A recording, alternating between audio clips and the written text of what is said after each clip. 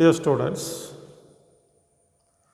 in this and in the succeeding sessions, we will discuss classical theory of money and prices,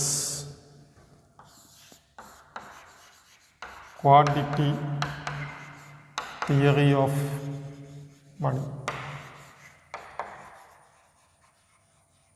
Classical theory of money and prices using the quantity theory of money. As we have discussed previously, the hallmark of classical macroeconomic theory is the separation of real and nominal variables. Separation of real and nominal variables, known as classical dichotomy. Classical dichotomy. Classical dichotomy enables us to examine the behavior of real variables in the system, ignoring nominal variables. That means you can analyze the behavior of real variables without considering nominal variables.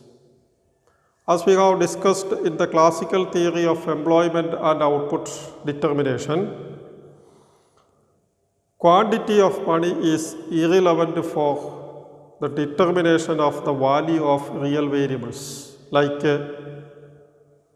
level of employment, level of income and real wages.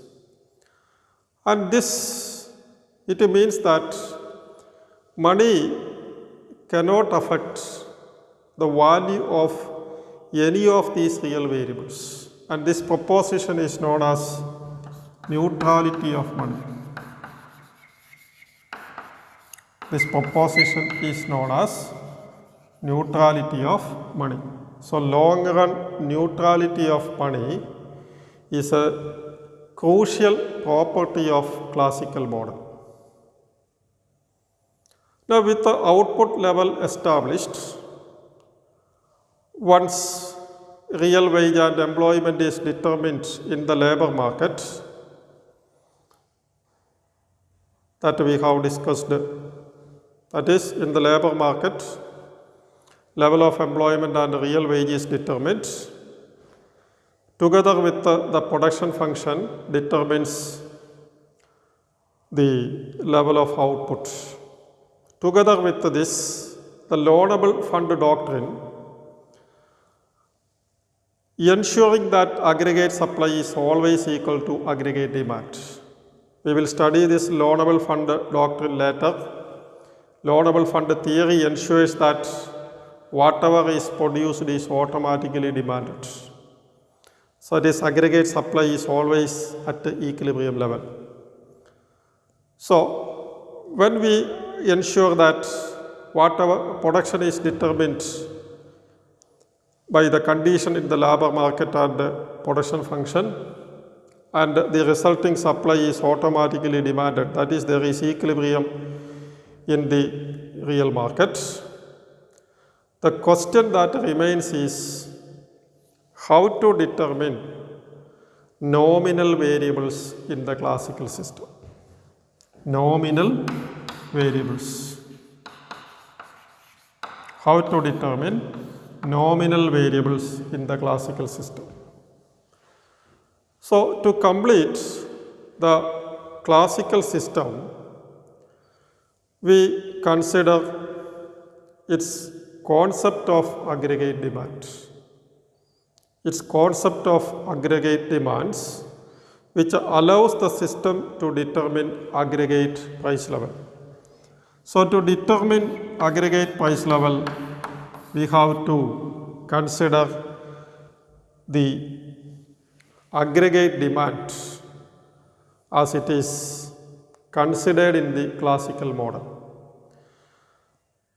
And remember this while discussing classical theory of employment and output determination, money was not introduced in the model. In the simple Keynesian models of income determination, also money was not introduced, as we have discussed previously. So, in order to see how price level is determined, we have to introduce what is known as the aggregate demand function. Now, as we have discussed earlier, classical theory considers money irrelevant, not necessary for the determination of employment, real output, real wage and interest rate. So, money is not required for the determination of employment, real wage, real income and real interest rate. These are all real quantities. Real interest rate determination will be discussed later in the context of loanable fund theory. Now, this property of the classical model, so these variables are determined, or for the determination of the values of these variables, money is irrelevant, as we have discussed. Now, the two key nominal variables in the classical system are aggregate price level P and money wage W. Aggregate price level P and money wage price. Now, determination of the money wage follows once we know the price level, because real wage is simply W by P. Because real wage is the ratio between, so once we know P, we can determine the money wage. So, to explain the determination of nominal variables and price level, classical theory subscribed to quantity theory of money. That is, quantity theory of money is used to explain the determination of nominal variables, namely price level in the system.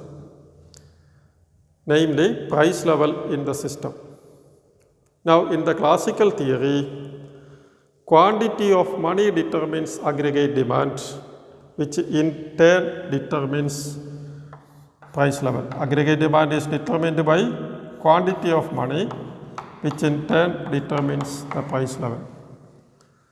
So, remember this, we are talking about nominal variables W. If P is known, W is also known, because real wage is W by P. Real wage is determined in the classical model irrespective of whatever is the money supply.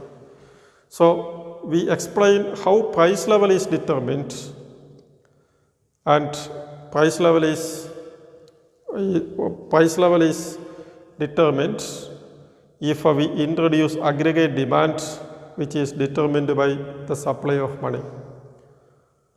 So, quantity theory of money is used to explain aggregate demand and price level. Aggregate supply is determined by supply side factors. And remember this, in macroeconomics, the key variables are determination of equilibrium level of output, equilibrium level of employment and determination of price level.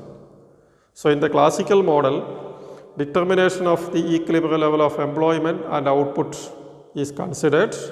What remains is determination of the price level and what causes a change in the price level over time.